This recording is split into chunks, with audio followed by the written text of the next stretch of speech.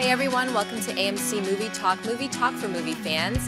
I'm your host, Ashley Mova, and this is the daily show where we give you all of the latest news from the world of movies, plus a little bit of insight into what it all means. Joining us as always is AMC Movie News Editor-in-Chief, John Campea. Well, greetings and salutations, everybody. Welcome to the best damn movie-related show on the planet Earth, coming to you live from right here at the Stream.TV studios, here in Hollywood, California, your home for non-deflated movie news. Also here, writer-director John Schnepp. Hey, what's going on? And I was like, come back to me later. And also here, AMC's Christian Harloff. Cheaters! And also here, AMC's Mark Ellis. There's some sort of sports game talking about? With Batman v Superman: Dawn of Justice now just a little over a year away, small details are starting to emerge. In a recent interview, Batman v Superman fight choreographer Guillermo Grispo is shedding some light on if Batman stands a chance against Superman and what we can expect from Batman's fight scenes. He said the following: "There's a thought that Batman has no chance, that the Superman will squash him like a bug. But when you see the movie and how it all comes out, there's a very intelligent explanation as to why they would have a first-hand confrontation, though it seems to be totally to Batman's disadvantage. Now Batman is going to fight the way I've always dreamed seeing him fight. He's a character so prepared in martial arts that you can do a lot of things with him, but filmmakers usually don't go all the way with it. Even in the last Nolan movies, the action scenes aren't very good from a technical martial arts point of view, to things like choreography, filming, bad camera movements. Don't get me wrong, Nolan is great, my hat's off to him, but I think that he did not pay too much attention to the fights. So those are the kind of details that Zack, being so physical himself, loves preparing. I think there's going to be a big difference when you see these Batman fights in comparison to the previous ones." John, what do you make of Grispo's comments? Oh, I love them. I love them for on two different levels. First of all, let's call a spade a spade. Everybody knows how much I really love the first two Christopher Nolan Batman films, and I'm a big fan of Christopher Nolan in general. But what I've always said, no matter how much I love the first two Batman films, is one of the weaknesses of those things have been the fight action sequences. And then rapid cut, edit, 55 shots. You can't even really see what's going on anyway. And I felt in that regard we were kind of missing the Batman we wanted to see on screen. And so to hear that they are embracing that in a lot of the different types of mythology and there's many different threads to the Batman backstory depending on who the writer was, but in a lot of them, this is a guy who traveled the world to learn every martial art there was. He is like the supreme human fighting machine, right? And to see that actually come to life would be awesome. And I love the fact that he's just going head on. They're not dodging it. I think one of the fears a lot of us have had in this Batman v Superman is what we would get is like Batman's investigating Superman and Superman's suspicious of Bruce Wayne, and maybe they have an argument, but it never comes to blows. You know, I think a lot of us have been worried about that. Apparently we don't have to worry about that. Apparently this guy has worked on something. They're ramping it up a whole bunch, and they're already talking about the fight sequences. Now look, Zack Snyder will never be Christopher Nolan. We know that. But what Snyder can do better than Nolan is this type of action. And if you're going to give us that type of action and that's your strength, give it to us in spades, and maybe it sounds like he's doing that. So I'm excited about it. Schnepp, what do you think? Yeah, very exciting news. It was great to read about the choreography. I'm with you with the Nolan, like, weird up-close camera movements and 50 edits. You can never... I just watched Batman Begins again a couple weeks ago, and I was like, the action scenes really suck. They do. They're just like, he's fighting ninjas, but you can never see what's happening. People just fall down. So to read that we're actually going to be able to see a really cool choreographed fight scene, and I love the way Zack Snyder directs action. So I think, we're in for a treat. Christian? I agree with everything you said, except if I was Warner Brothers, I'd be saying, shh. Because it's like, Nolan's still a producer on the film. Nolan's still part of it. It's like, dude, that's still part of our team. Shut up. Like, I agree with all of it. I'm glad that we're going to see Batman, doing what he does and learning all the mixed martial arts or in general. But it's like, there's no reason you could have said exactly what you said and got your points across without taking shots at the movie, because the movies work. People love the movies. Maybe it's a self-conscious thing of, well, Snyder keeps getting compared because what he's doing now to the Nolan movies. We got to get past the Nolan movies. Don't worry, it's going to be better than the Nolan movies. We love the Nolan movies, sure. A lot of people love them. Some people have problems with the last one, but overall we love them. This is something different.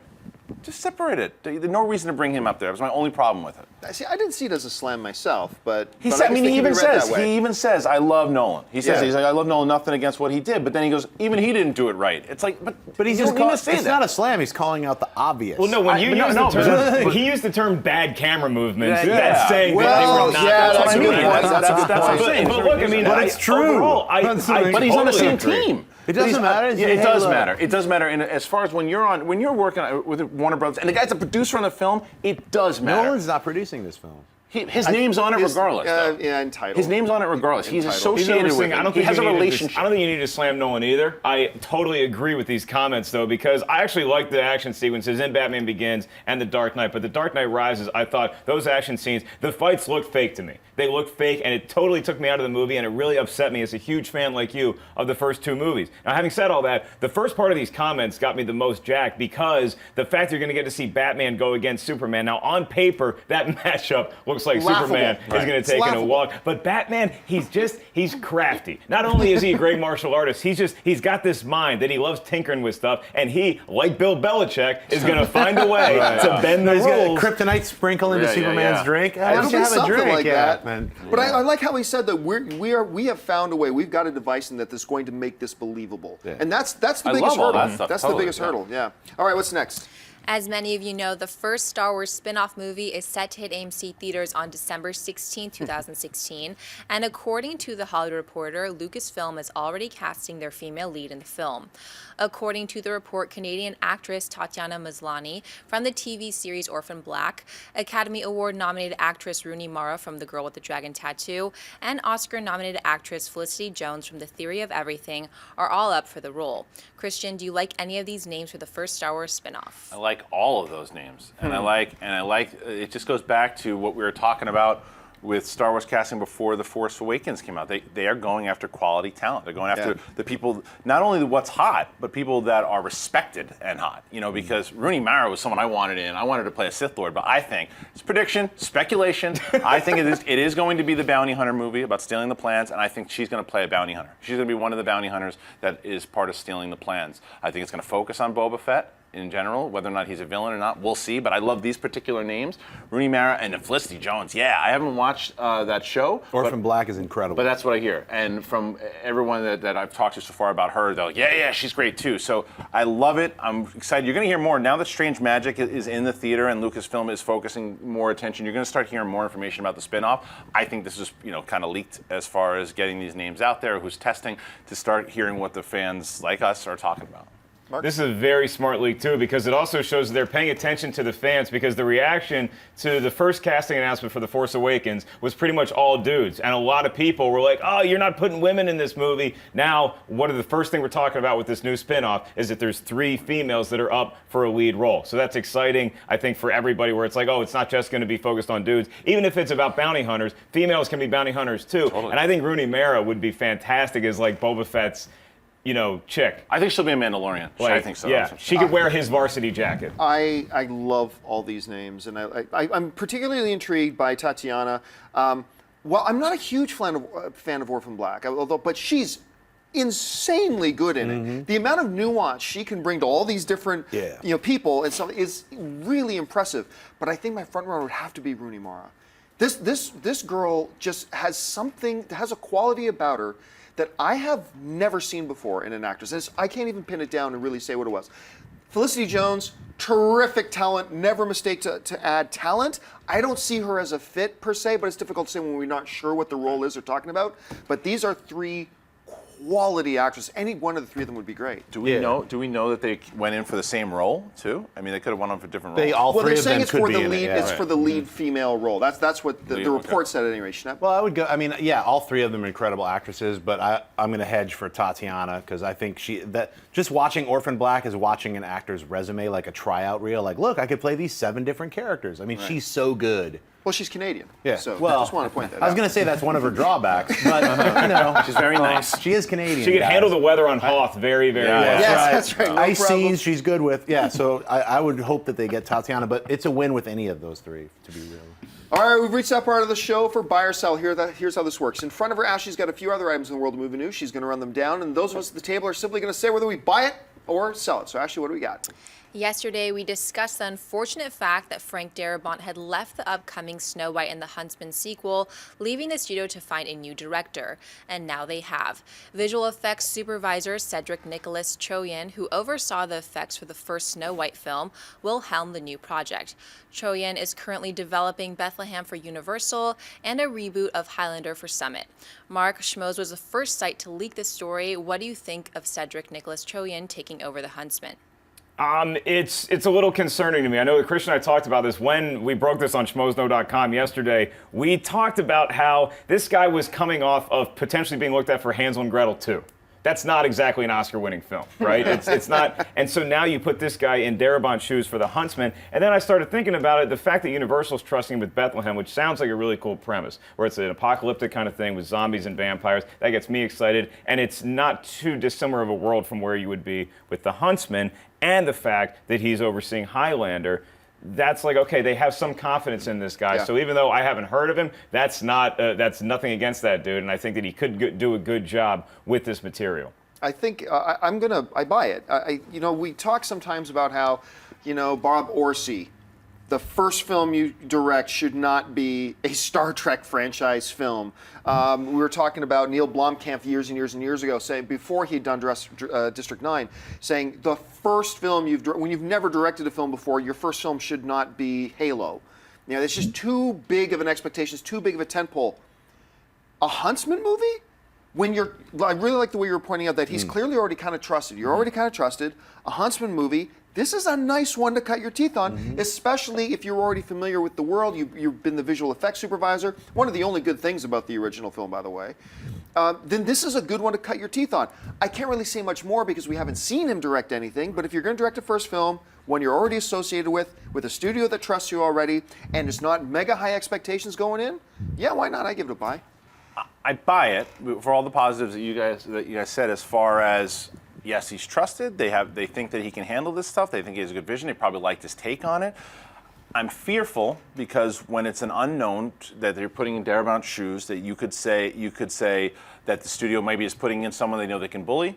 That's not necessarily the case. It's just a fear. It's like what they did to Gavin Hood. For Wolverine. For Wolverine. Yeah. So something, and this is Universal, so it's different. But I'm always fearful when it's unknown, just because they maybe don't want to scatter and find someone else and deal with the headache. Let's just get that guy we're comfortable. But like you guys said, they have confidence in a guy. They're putting him in front of other franchises, so maybe he'll do a great job. Shep? Yeah, I'm going to tentatively buy it. I mean, it's a big shoes to fill, Cedric. You know what I mean? Yeah. It's like, that's a hard one to be like, I'll step in. I mean, it's not even comparable. So I think the easy way to think about it is like, look, they're going to have Emily Blunt and Chris Hemsworth. Chris Hemsworth already played the Huntsman. So it's not like, you need a new director to be like, my particular take on it, or like, to help these people find their characters. That's not really what they're hiring Cedric for. They're hiring him for the special effects spectacle of the Huntsman and what big demons and how he can help, cut the budget down and not spend too much money. I think it's a very smart decision budgetarily. And Charlize Theron's supposed to be coming back as well for us. So that's both interesting and tragic at the same time. All right, what's next? The long in development and external drama-riddled Steve Jobs movie is now shooting. The production is currently filming at Steve Jobs' old house, where he and Steve Wozniak built the first Apple computer.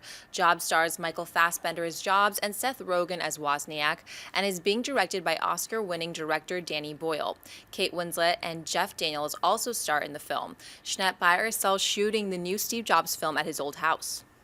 Well, I definitely buy it. It's going to have some, authenticity right there. And Rogen as Wozniak just makes me laugh. You know what I mean?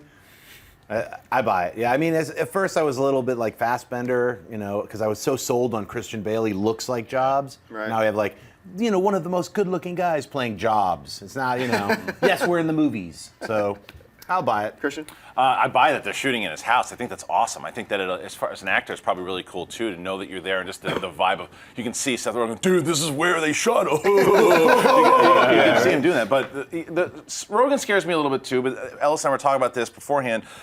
I'm having the same fears that I did when I heard Jonah Hill was in Moneyball. And then Bam. That's gone. Right. So we just haven't seen him do that yet. So as far as Rogan, it's another conversation. But as far as shooting there, yeah, big buy. That's great and good for Danny Boyle for going Danny after Boyle. that. Yeah. I'm actually going to sell the shooting at the original house, and the reason is because that other Jobs movie also shot at the same house. So like, just build a set. Trust me, it won't make any difference to us sitting in the movie theater. So, and it's only because the other Jobs film shot there too. So I'd say just move on to something else. As far as the Rogan things go, it's grown on me because look, this is a guy with tons of on-screen experience. It's a supporting role in the hands of a magnificent director. So you put all those things together, and I think, you know what, this could actually work out just fine. With the Michael Fassbender thing, which we haven't really commented on since it became concrete, solid fact, I mean, how good is this script that DiCaprio was considering it? Christian Bale actually signed up for it at one point. Now Michael Fassbender's in. It's like, oh, we have to go to Plan C. Boo-hoo, Michael Fassbender. So this is coming together really well, and it's really amazing how long this movie sat in development hell with Sony. They could not get it going. Like, what, 27 hours after he moves over to Universal, we're in front of the camera and we're shooting. So it's an interesting story. Anyway. Yeah, I'm buying most of this. My biggest fear would be Seth Rogen, because you talk about stepping into, we talked about that director stepping into Darabont's shoes. Here, you got to step into playing Steve Wozniak. You can say whatever you want about Ashton Kutcher's portrayal of Steve Jobs, but Josh Gad as Steve Wozniak, I thought was fantastic in that movie. It felt so realistic to me. So it's really going to be hard for Seth Rogen to disappear into that role the way I think Fassbender will be able to. Fortunately, nobody saw Gad play Wozniak. Me and three other people, yeah. But I'm totally buying the fact that they're shooting it at the house. How can you not? When you're a rock band, you want to play Wembley Stadium. When you're a comedian, you want to play the Apollo. When you're pretending to be a computer programmer, you want to do that in the garage of Steve Jobs. All right, what's next? The first images of Leonardo DiCaprio from the upcoming Alejandro González Iñárritu film, The Revenant, have been revealed by Entertainment Weekly.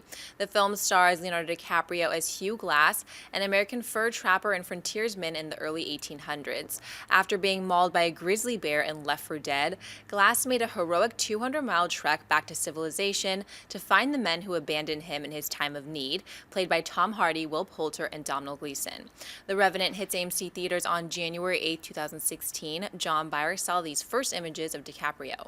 There is nothing that I don't buy about this entire film. There's a reason this film ranks so high in my top 10 most anticipated films of 2015, and I'm going to call it right now. This will be the film that gets Leonardo DiCaprio his Best Acting Academy Award. I'm going to call it right now. He's going to win it. Wow. Leonardo DiCaprio will win it for this. I have nothing to base that on. I have not seen one frame of the film, but I think it looks awesome. This premise is built for our Oscar caliber actors. I mean, look, it's a revenge story. It's a wilderness thing. It's man against nature, mauled by a bear, hunting down Tom Hardy. Are you kidding me? And in the hands of the guy who has a very legitimate shot of being called the best director of the year with the job he just did on Birdman. And, he just directed a guy who, once again, we don't know this for sure, he just directed the guy who will probably win Best Actor. So he took Michael Keaton and turned him into a Best Actor performance. Imagine what he's going to do when he put Leonardo DiCaprio into his hands. I'm calling it right now, next year, DiCaprio. Anyway, Mark. It's a big buy for me, too, and I'm right there with you. He's getting the Oscar. I mean, you look at what this movie is. It's an amalgam of the Oscars this year. You have the guy who's directed for Birdman. You have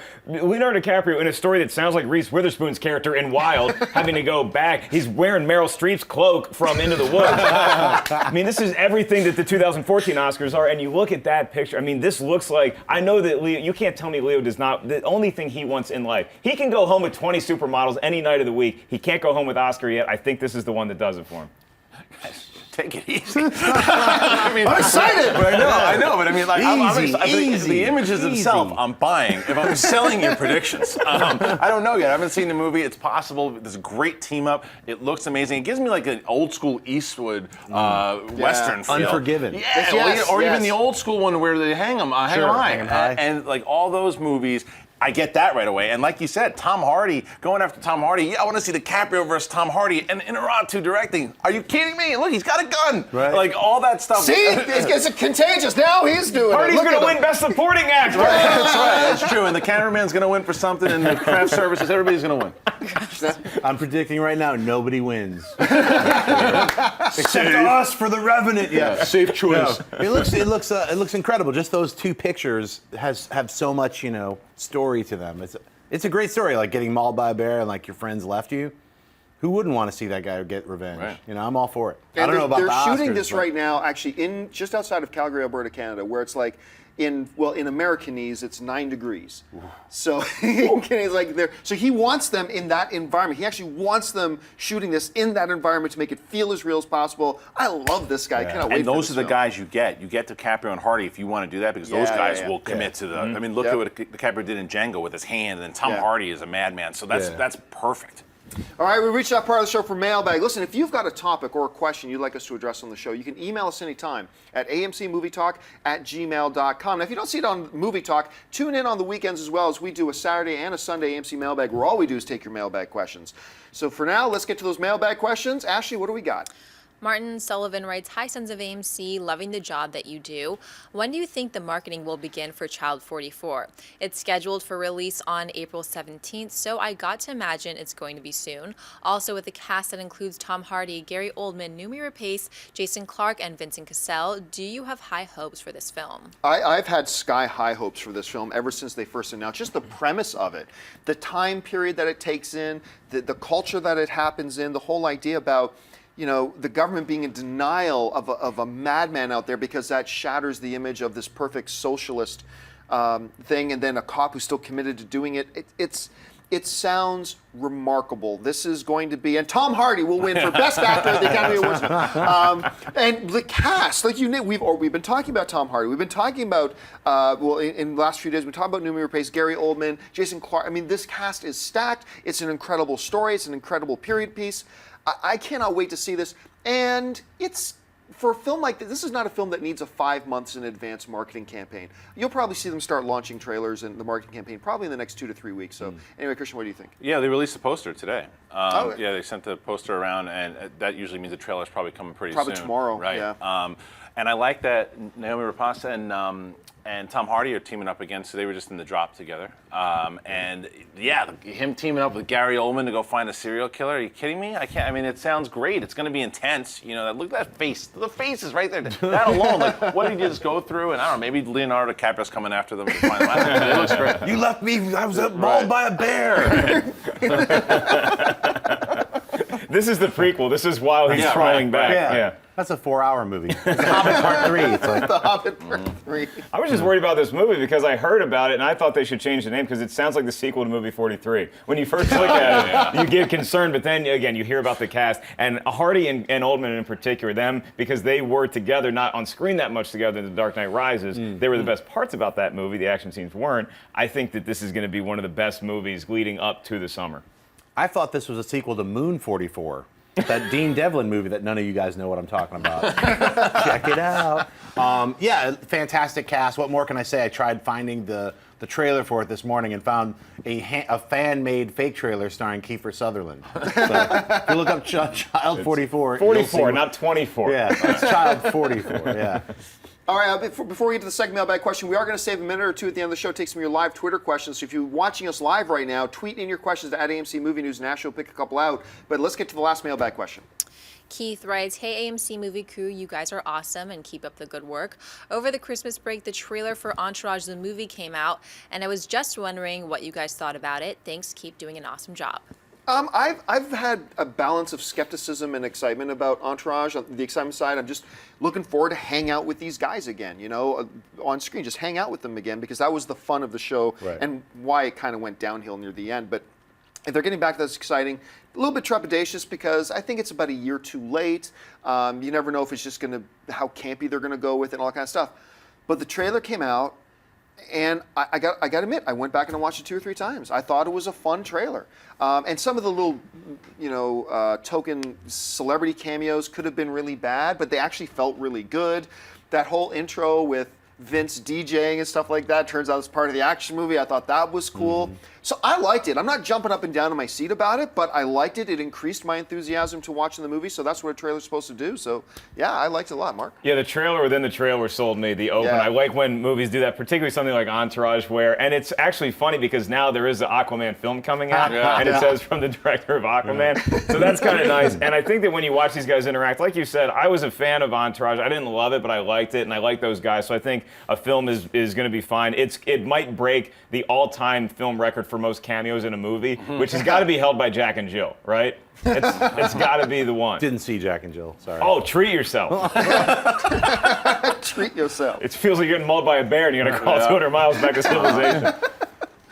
Yeah, for me, when I saw the trailer, I immediately thought why HBO put this show on, and it was an answer to Sex and the City for guys, and it served its purpose. And it's no different now. What Sex and the City did, it was off the air for a little bit, came back with this movie and crushed. Yeah. So people who are fans of the show that have been, I think maybe the wait for a little bit might actually help it, because I think that you put it out too soon after you're like, the show's kind of gone. They're just kind of rushing now and putting a movie out. But because we haven't seen it, like you said, I want to hang out with these guys again. This could be a really funny movie for 2 hours, and great. And then the second one will probably be horrible. But this one, Sex and the City too. right? No camels in the desert, please. So I liked the trailer. I thought it was cool. Yeah, same here. I'm glad it took this long for them to make the film, because I was like, I missed those guys. Right. It was fun watching that show like 8 years ago. You know what I mean? It really feels like a long time has passed. The only thing I felt a little weird about, I love the trailer, but then did Marky Mark really have to make it? We know it's about him. It was sort of like, check it out, it is about me. You know what I mean? It just felt a little pushy to me. Like, he didn't have to be in it. I know he's like claiming it. Well, you're putting everybody else in there. Why not? And then he said that, you got everyone else, why can't? Yeah, all right. But when you watch the show, though, he had a great back and forth with drama, and like he was a part of it, so part of the storyline, and it worked when he was on it. So I actually enjoyed him showing up there too, because it is his show, but it also they're gonna get that back Right and forth. on. Yeah, it's just out of context. I get it. I understand. I hope they bring Matt Damon back, because Matt Damon in that show was always. People thought it was real. People thought that was real. Oh, I know. Yeah. That was so funny. Yeah. When I first moved to LA, this is when the show was on, and my first apartment in LA was actually right on Sunset Boulevard in Hollywood. And I would look out my window, and at the opening of Entourage, it's all just the shots of the streets going down. That was right outside my window, because there's this big strip club called the Seventh Veil in Hollywood, and that's one of the buildings they focus on with the big red lights flashing. That was right outside my window, so it would be pretty cool saying, yeah, I live right here. Those kind of Tell me more about this nightclub. Seventh somethings? Oh, yeah. All right, I said we'd leave a minute or two for some live Twitter questions. We'll do that right now. Ashley is our gatekeeper. So, Ashley, what have you chosen? Simon Gard writes, what is the movie everybody likes but you don't? We all have one.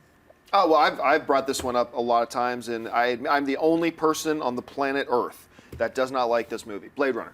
I want to like it so I can be like all the cool kids, but I've tried it a number of times, and it doesn't do it for me. And all my friends who are all significantly smarter than me love it, but for whatever reason, I just gotta be honest, it's not for me. It's a movie that everybody else likes and we don't? Yeah. Fantasia.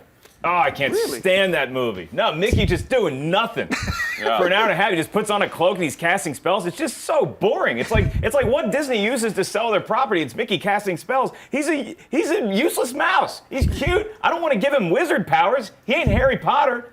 I hate that movie. You want to keep going? I mean, that was intense.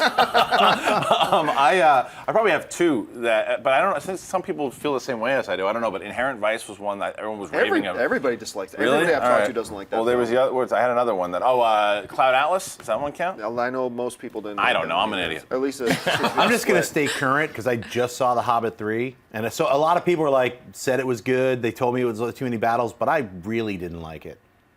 So that's back to this mouse. He just takes a broom and he's just cleaning his apartment for 90 minutes. He's a weird mouse. Is he from Breaking Bad? Is he doing that blue stuff? Who What's going hurt on? you? Yeah. Who hurt you? Probably somebody in a wizard costume in summer camp. I mean, That girl looked like a mouse. What's next? Raphael Hispanhole writes, could Disney cross over Big Hero 6 and The Incredibles? They're not going to. They in talking to the filmmakers, they very specifically talked about how when they met with Disney, and they and Disney were in complete agreement. They wanted a completely isolated universe from anything else that happens. You're not going to see Big Hero 6 crossover with any other movie properties. You guys have anything to add? No. I mean, it'd be neat. Yeah, it would be neat. Just don't put a mouse and a broom in it. Yeah, Mickey Mouse. All right, what's next? Like that. Michael Hill writes, in your opinion, what is the most difficult genre to film? We've already kind of covered. We covered this one about a month ago, talking about is it comedy, is it drama. I don't think anybody's opinions on that have changed. So let's move on to the next one. All right, Dave Coca writes, Ice Giants. what do you think is the most quotable movie? Oh, Caddyshack. Army of Darkness. Oh, yeah. Groovy. Groovy, give me some sugar, baby. Yeah. Austin But, Powers. I mean, there's like so many lines out of that. Put the candle back. Young Frankenstein is my most quotable movie. I always go to comedies like just instinctively with either Monty Python or Yes. Animal House Monty or Python, Flash. Quest for the Holy Grail. However, there's a little movie about fighter pilots in 1986 called Top Gun. It's pretty darn quotable. I still go Take me to Caddyshack. bed or leave me forever. Caddyshack. Hey, Wang, don't tell him you're Jewish. I mean, it's the best. All right, what's next? Woojek Stryjek writes, what are your thoughts on a John Wick prequel?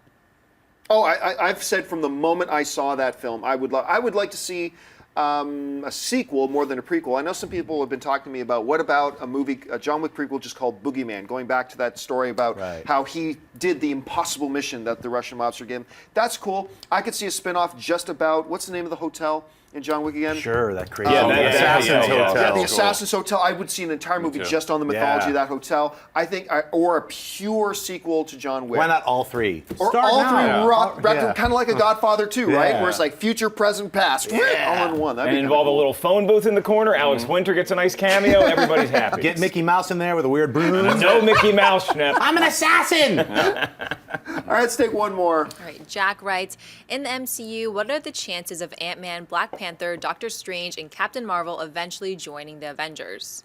Pretty decent. I think great chance. Pretty decent. Yeah. I mean, I think we've been seeing that the tea leaves are saying that there's going to be an overturn in the roster of the Avengers.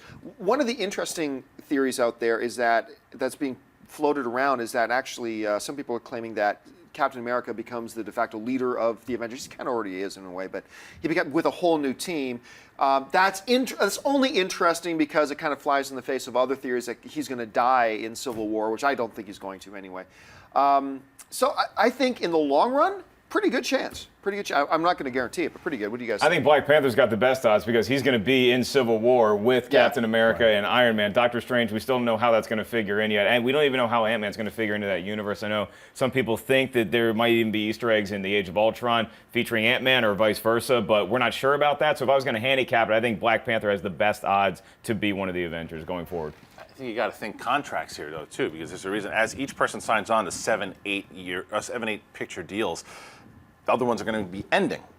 So they probably and they probably know we got to make sure this guy at the end of his contract will probably either leave or hand it off here, and you're going to have the Paul Rudds and Chadwick Boseman, all those guys kind of take the mantle. I think it's depending on how popular and how well their movies are received as well too. But I think it's a great chance to see all those guys in Phase 4 be the focus. So here's a question.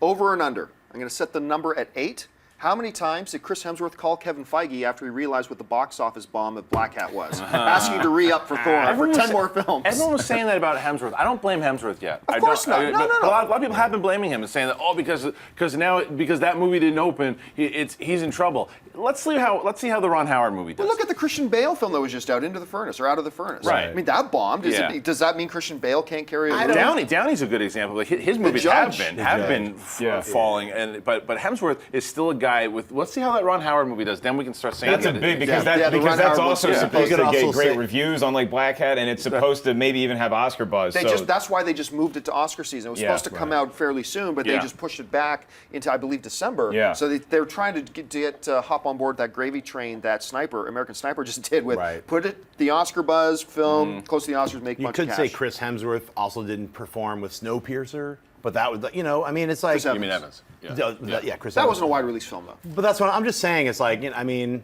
I wouldn't blame Chris. But that one Hemsworth. went over really critically well, Right. though, too. Actually, there's another one for the answer of a movie that everybody liked that I did not.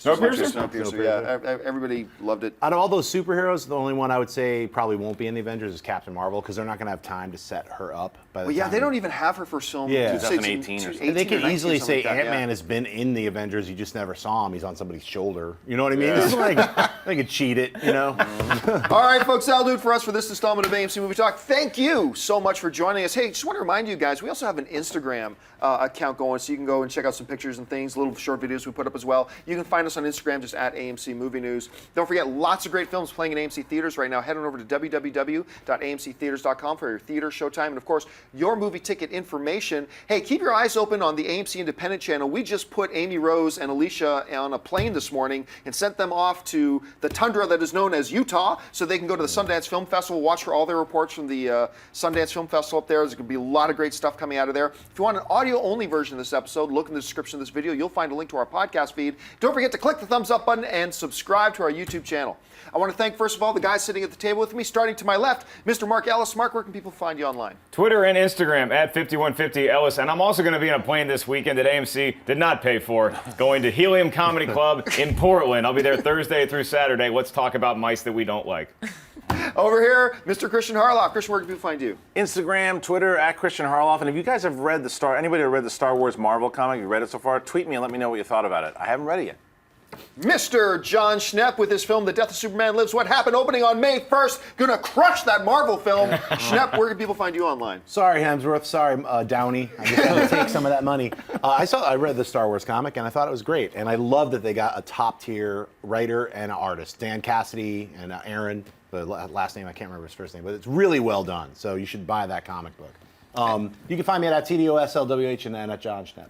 And our lovely host today, Miss Ashley Mova. Ashley, where can people find you? Twitter, Instagram at Ashley Mova. Happy Hump Day, guys. And you can find me on the various social media networks just at John Campia. Thanks a lot for joining us, guys. My name's John Campia for AMC Movie News, and until next time, bye-bye.